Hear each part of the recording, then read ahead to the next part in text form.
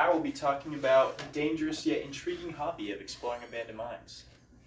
First, a little bit about me. I'm a Pacific Northwest boy at heart. Before my odyssey from Montana to Kansas, I grew up in Washington, and then the last 4 years I've been in Butte, Montana to get my degree in metallurgical materials engineering.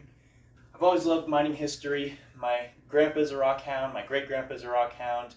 Basically everybody in my family loves collecting rocks. That picture of the dude with the headlamp is my grandpa helping lower me down into a mine shaft, which my mom was not too pleased about at the time. I love rock hounding. As you can see in the bottom left corner, those are some of my rocks in my college's mineral museum. I did have an internship at a mine one summer, and I learned that working at a mine is not for me, so I'll keep my hobbies and my work separate. What drew me to explore the forgotten depths? Well, first of all, location. Like I said, for college I live in Butte, Montana, which is called commonly the richest hill on earth.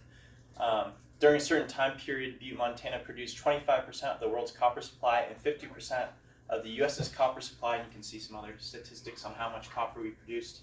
There's 14 headframes throughout, which are those kind of black tower things that lowered the miners down into the earth, and there's over 10,000 plus miles of tunnels underneath the town in a 7 square mile area. So it's a very mining dense town, really cool to visit if you ever have time.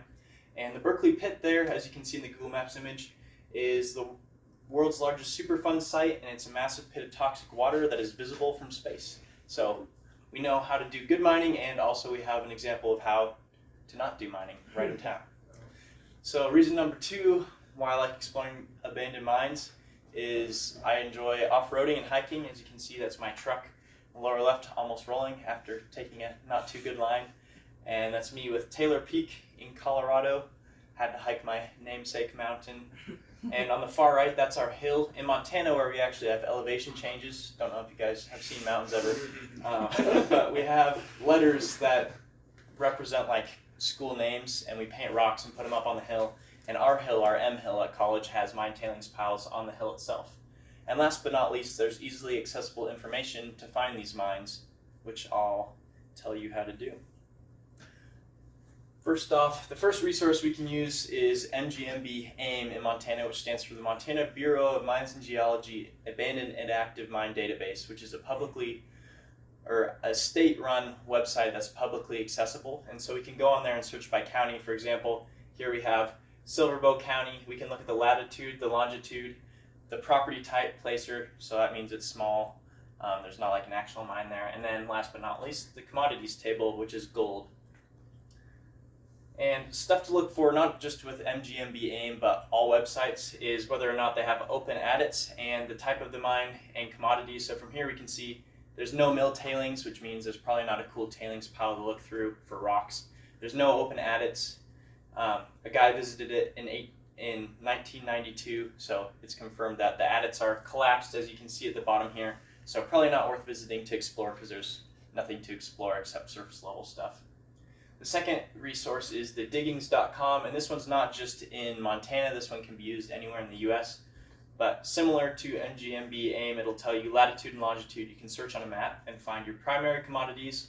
The types of this one here, the Robert Emmett mine, is an actual mine, and production size small, so probably not too big, but it was a past producer, so maybe something to potentially explore. And this one's near Boulder, which is northeast of where I go to college in Montana.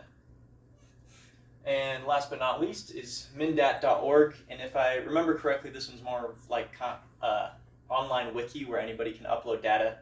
So as you can see on the right here, we have latitude, longitude again, and then it tells us that they were producing copper, and it was a past producer, so it wasn't just a claim. So this means that somebody actually mined there.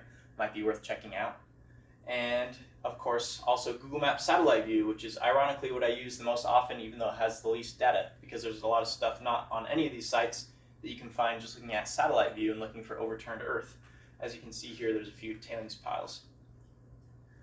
But before you go, there's a lot of people in Montana and a lot of guns in Montana, not a lot of people, but you should probably check who owns the property first, and the easiest way to do that is to use Montana's public property ownership website, which is cadastral. Anybody can look at it, and as you can see here on the right, for a case example, this property piece right here is owned by Golden Sunlight Mine, so we wouldn't want to explore that, although I've been to the top of this mountain and looked down into this basin, and it's a massive open pit mine, really cool.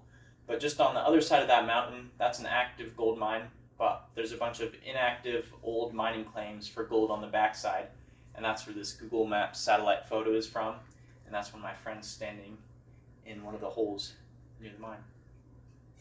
So before we go into any mine, we're going to want to have the proper gear. So you should ideally bring a helmet, a headlamp, a GDU, a rope, and a partner in case things get bad. A GDU is a gas detection unit, and it's important to have because generally, like mines that are sitting for a while, you can have stagnant water and carbon monoxide bubbles can get trapped in, and so you could be perfectly fine going into an abandoned mine, but by stepping on that puddle, you can release all that entrained carbon monoxide, and then walking out, hit a wall of carbon monoxide, and that's game over. I don't have one because they're expensive. What I bring is myself and a flashlight. Don't be like me if you want to do this. Sometimes I just have my phone flashlight, which is scary because I can see like 4 feet ahead of me, especially if there's noises back there. But so far so good, haven't died yet. And then the results of exploring abandoned mines is usually fun. So there's a few pictures of me and my friends in abandoned mines. That one I went until I couldn't go any further because of the water. That one had a very collapsed beam. That one was already partially collapsed, but we found another way in. Not the smartest hobby, but keeps me entertained. And then there are a few other ones we went in. That picture of the quartz crystals there, I found those in the tailings pile near an abandoned mine. If anybody has any questions, let me know. Shameless plug for my YouTube channel where I have a few videos exploring abandoned mines. Well, they're not all abandoned mines. As my tagline says, a channel consisting of utter randomness. I also have the video of me almost rolling my pickup truck down a hill on there.